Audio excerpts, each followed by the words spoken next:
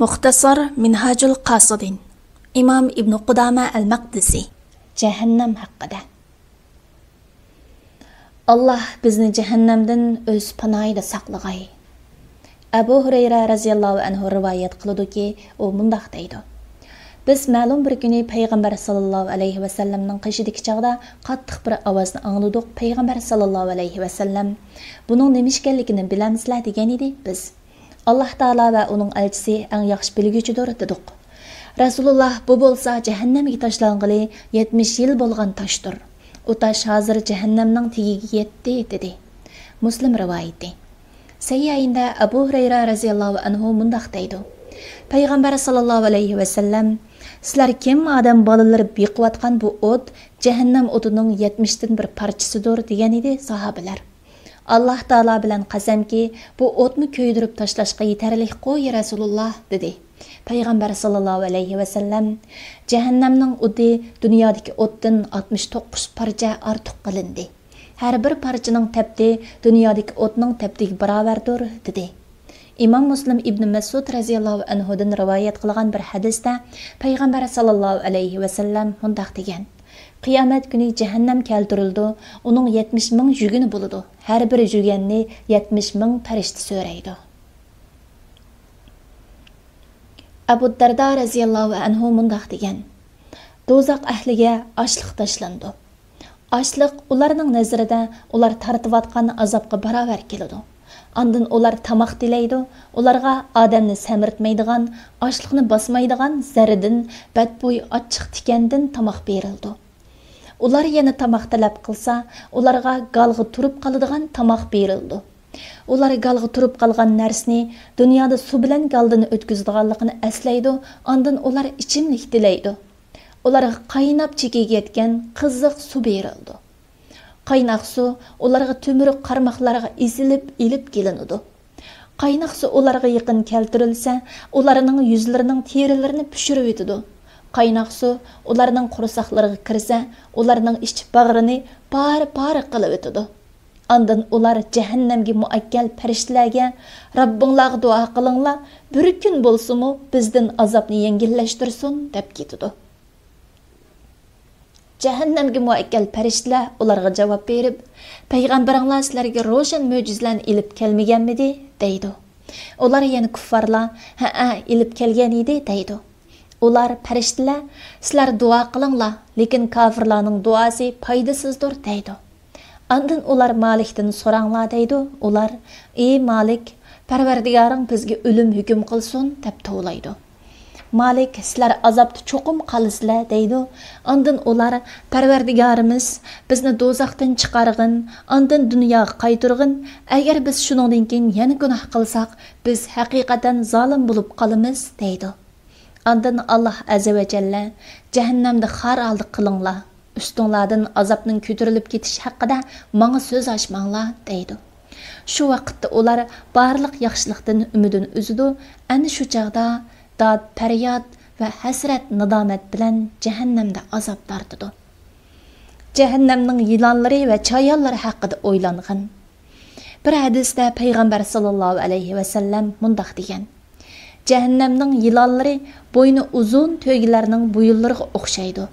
Chayonlari bo'lsa ustiga to'qim qo'yilgan qijirlarga o'xshaydi.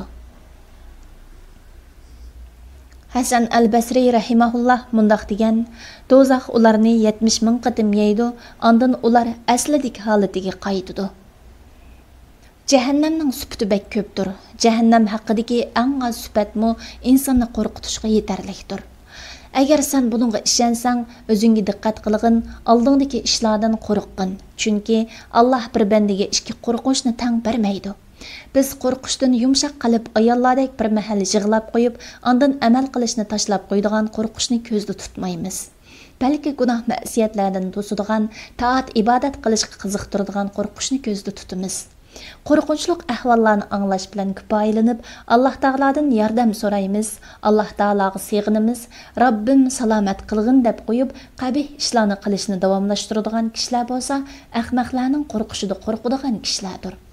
Bir qo'rg'onning yanida tursa, yanida yirtqich hayvon kelsa, Alloh taologa sig'inib, buning yomonligidan panoh tilayman deb qo'yib, o'rnidan qo'zg'almay va qo'rg'oniga kirib olmay turaveradigan kishini hamma kishi masxara qilgandek, shaytonmi undaq ahmoqlarni masxara qiladi.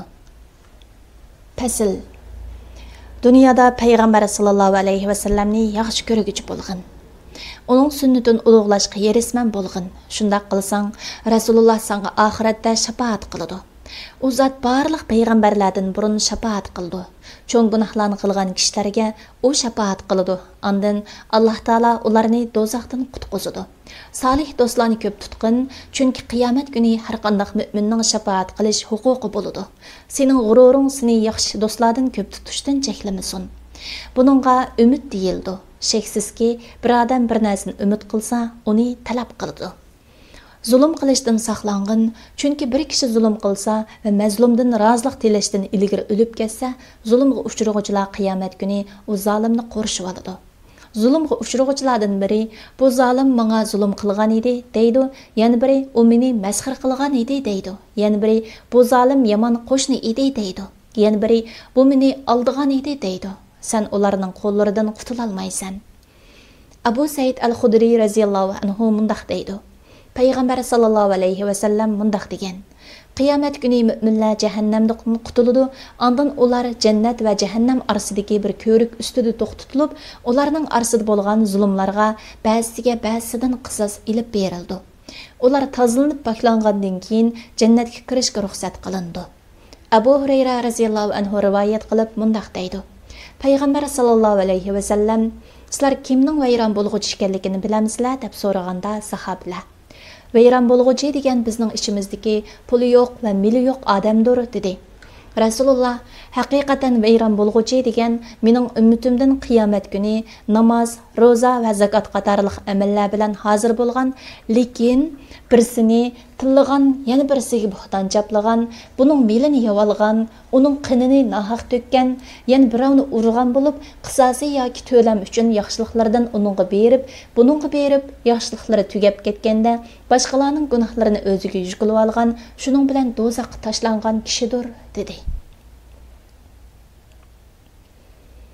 Abu Hurayra radhiyallohu anhu rivoyat qilib mundaq deydi: Payg'ambar sallallohu alayhi va sallam qiyomat kuni haqlar o'z egalariga qaytarildi, hattoki munguzsiz qo'yg'imi munguzlik qo'ydan qisos ilib berildi degan.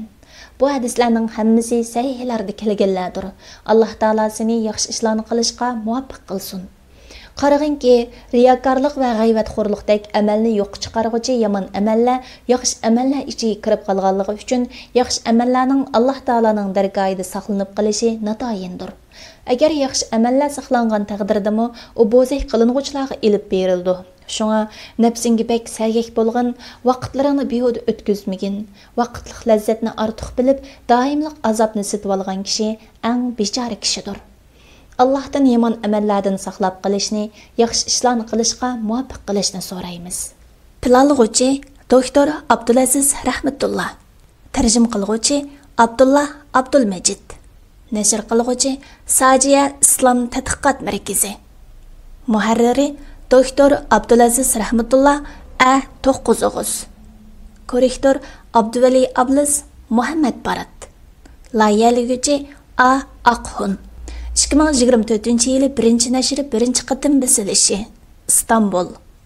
Nashr huquqi Sajiya Islom tadqiqot markaziga tava.